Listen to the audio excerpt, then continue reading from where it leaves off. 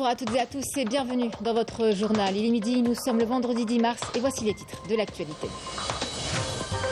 En application des instructions du président de la République pour assurer un revenu décent aux citoyens, près de 8 millions de personnes bénéficieront dès ce mois de mars de revalorisation de leur salaire et de leur pension de retraite.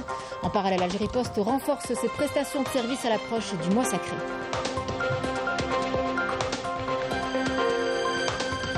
Nous reviendrons par la suite sur la visite de travail et d'inspection du ministre de l'Intérieur, des collectivités locales et de l'aménagement du territoire dans la wilaya de Ouled Djellel. Inspection de plusieurs unités industrielles et rencontres avec les représentants de la société civile de la région étaient au programme.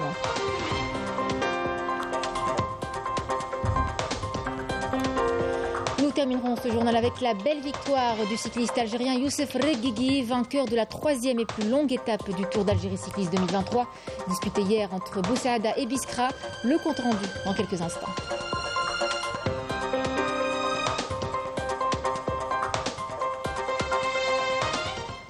Mesdames, Messieurs, bienvenue à vous. En application des instructions du président de la République visant à assurer un revenu décent aux citoyens, près de 8 millions de personnes bénéficieront dès ce mois de mars de revalorisation de leur salaire et de leur pension de retraite également. En parallèle et dans le même sillage, Algérie Post compte bien renforcer ses prestations de services durant le mois sacré de Ramadan à travers un programme spécial. Il faut dire que le manque de liquidité au niveau des bureaux de poste ressurgit chaque année à cette période. Raf Hamouch.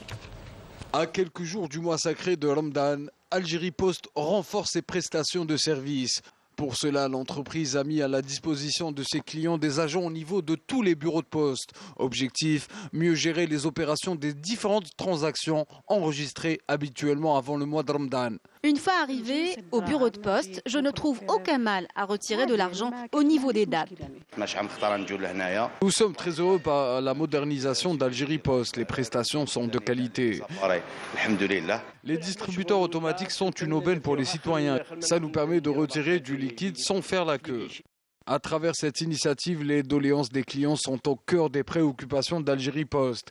Et ce, à travers l'aménagement de cette salle de distribution de billets qui dispose des dernières technologies et prend en charge plusieurs opérations.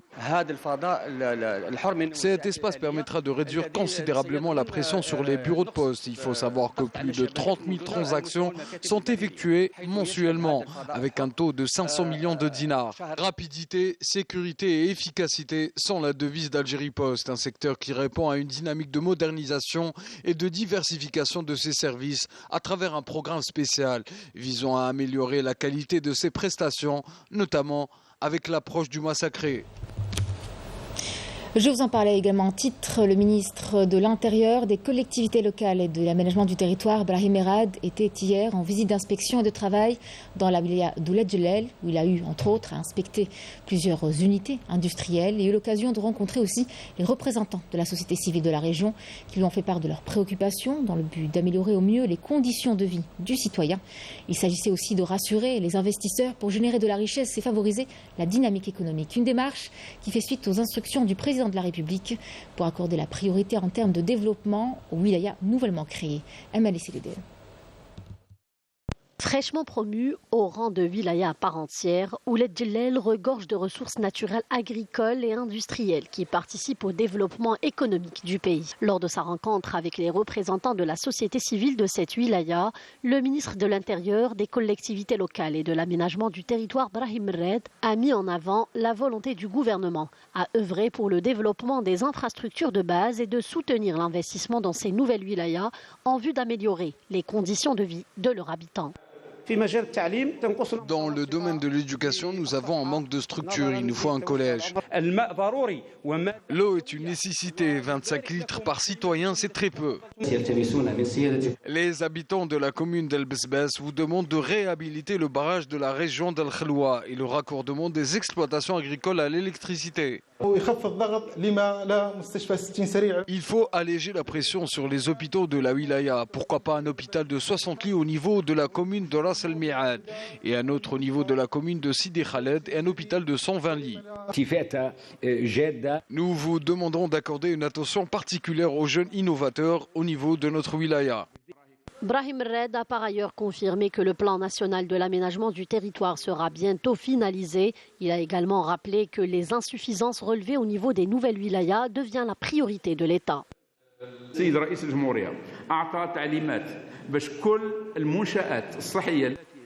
Le président de la République a donné des instructions pour livrer toutes les infrastructures sanitaires en cours de réalisation avant la fin de l'année 2023. Le problème qui se pose aujourd'hui au niveau de votre wilaya, c'est l'approvisionnement en eau potable, encore insuffisant. Nous allons d'ailleurs mobiliser tous les moyens matériels afin d'assurer l'eau potable en quantité adéquate. Concernant les chemins de wilaya, nous allons promouvoir certaines routes au statut de route nationale. D'autres routes seront également dédoublées. Cela concerne le volet économique. Nous allons travailler davantage afin d'améliorer le cadre de vie des citoyens. Il faut savoir que cela fait partie des engagements du président de la République. Le ministre de l'Intérieur, des collectivités locales et de l'aménagement du territoire a insisté sur la nécessité de conjuguer les efforts de tous, gouvernement et société civile, afin de garantir une vie décente aux citoyens, de faire face aux tentatives visant à porter atteinte à la sécurité de notre pays et fortifier ainsi le pays afin d'instaurer une base solide pour l'Algérie nouvelle. La sécurité sanitaire passe avant tout par le développement de la production pharmaceutique locale, une production de qualité qui répond aux standards internationaux. Dans ce sens, le ministre de l'Industrie pharmaceutique s'est rendu à l'unité de production de médicaments de Novapharm à Bousmer El Atibaza. Elle est spécialisée dans la production de médicaments pour le traitement du diabète et elle couvre 45% des besoins du marché national. Amel Bouarba.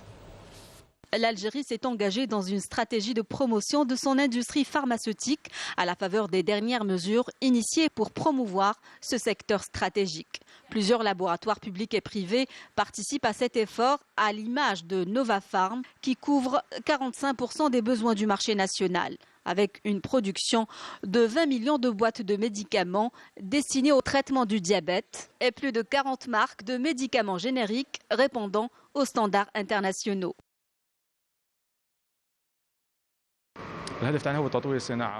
Notre objectif est de développer la production locale de médicaments et réduire la facture d'importation. L'année dernière, nous avons augmenté 40% de notre production. Nous avons des capacités de production qui dépassent les 60 millions de boîtes de médicaments pour traiter différentes pathologies. Nous produisons des médicaments de qualité à base de princeps selon les normes internationales. La fabrication de bandelettes connaît elle aussi une dynamique avec l'ouverture d'unités spécialisées dans ce domaine.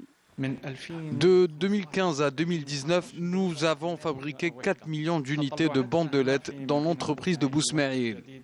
Et nous comptons atteindre les 10 millions d'unités. Nous avons des demandes de la part de partenaires africains qui veulent importer ce produit.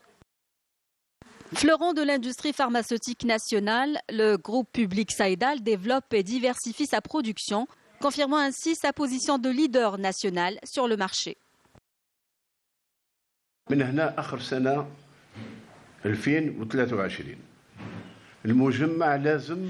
D'ici la fin 2023, le groupe Saïdal va augmenter sa production à hauteur de 20 à 25%. D'ici la fin avril, cette usine devra produire au moins 6 nouvelles marques concernant différentes classes thérapeutiques. On va démarrer l'insuline la semaine, le 19, fait Constantine. Ça va rajouter une valeur ajoutée importante. Encouragés par les facilitations accordées par les pouvoirs publics, les investisseurs affichent leur volonté à développer une industrie pharmaceutique locale de qualité afin d'assurer une sécurité sanitaire et réduire la facture des importations. Encouragement du ministre de l'économie, de la connaissance, des start-up et des micro-entreprises, Yassine Oualid, suite à l'ouverture de l'Agence nationale spatiale algérienne sur les start-up innovantes dans ce domaine. Dans son allocution, le ministre a parlé de l'apport d'une véritable valeur ajoutée qui contribuera au rebond de l'économie nationale, du fait que ces start-up sont créées par de jeunes porteurs d'idées novatrices. C'était lors des travaux du premier colloque des start-up dans le domaine spatial organisé au Centre de développement de satellites d'Oran. Yassine Hamia et Mélim Damis.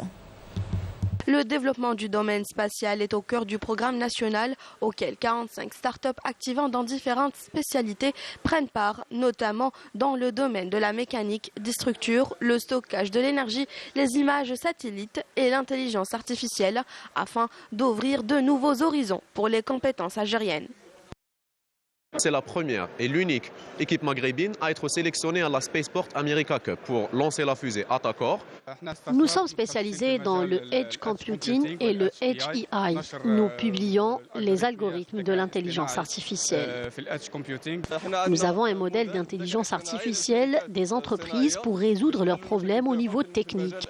En marge d'une visite en compagnie des ministres de l'économie, de la connaissance, des startups et des micro-entreprises et de la Poste et des télécommunications, le ministre de l'Enseignement supérieur et de la Recherche scientifique a déclaré lors d'une exposition des modèles de projets de start-up des universités d'Oran et des écoles nationales supérieures que ces projets seront dotés de tous les moyens en vue de transférer les idées vers un produit commercialisable et impulser ainsi l'économie nationale. Notre objectif est de mobiliser les startups autour du programme national spatial 2040. Notre objectif, c'est de mettre un terme à la dépendance technologique et atteindre ainsi la souveraineté nationale en vue de développer l'économie du pays. 560 projets d'étudiants universitaires sont habilités à devenir des startups. Notre visite nous permet de constater de près les produits créés et les solutions apportées, ce qui nous permettra de réduire la facture d'importation.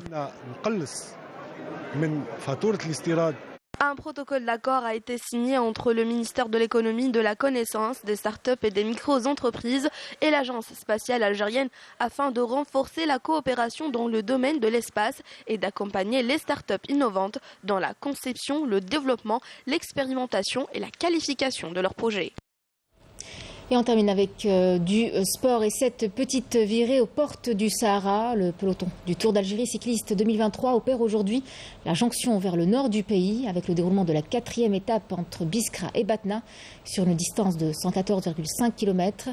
Le top départ a été donné il y a un peu plus d'une heure à partir de l'APC de Biskra avec un peloton composé de 85 coureurs dans une course qui s'annonce difficile puisque le vent s'est invité au rendez-vous. C'est donc avec beaucoup d'appréhension que les coureurs se dirigeront vers la ville de Batna en passant par Al-Qantara, Ain Touta et Oued Shaba. Une étape précédée de la 3e forcément et de la plus longue de ce Tour d'Algérie disputé entre Boussaada et Biskra. Elle a été remportée hier par le cycliste algérien Youssef Reguigui, sociétaire d'une équipe malaisienne. L'athlète a fait preuve de persévérance et cela malgré la complexité de l'itinéraire emprunté. Le compte rendu avec notre envoyé spécial Sidi Ahmed Bouraïb. Encore une fois, c'est un Algérien qui remporte l'étape. Youssef Reguigui qui évolue sous les couleurs du club malaisien de Terangano et comme son compatriote la veille, il endosse le maillot vert, celui de meilleur sprinter. C'est une victoire pour tous les Algériens. Cette route est redoutée par tous car il y a beaucoup de bordures. Moi, je la connais par cœur. La 3e étape entre Boussaada et Biskra a été la plus longue de cette édition. Les coureurs ont dû pédaler pendant 176 km. Le peloton restera en un seul groupe, la moitié de la course. À Shaba, une première tentative d'échappée signalée, celle de l'Italien Manuel Wali. Il prend la tête avec une différence de 2 minutes sur ses poursuivants. À Tolga, une contre-attaque est amorcée menée par l'équipe malaisienne de Reguigui et qui permet à ce dernier de l'emporter. Les efforts de Manuel Wali n'auront pas été vains puisqu'il hérite du maillot jaune et garde son maillot blanc, celui de meilleur espoir. Le maillot à pois, celui de meilleur grimpeur, a été attribué à un autre Italien. Nous étions seulement 2 garçons dans l'échappée. Ce n'est pas parfait, mais il a été ici. Il était difficile d'arriver. Quand j'ai vu le peloton près de l'échappée, j'attendais et j'ai mon copain qui a fait le sprint arrivé seconde. L'étape de ce vendredi reliera Biskra à Batna sur une distance de 119 km. C'est la fin de cette édition. Merci à vous de l'avoir suivi. Tout de suite, les nouvelles du ciel avec Emel Laribi. L'information revient ce soir à 19h avec Emel Sfi. Quant à moi, je vous dis à demain pour l'édition de la mi-journée midi. Excellente journée à tous.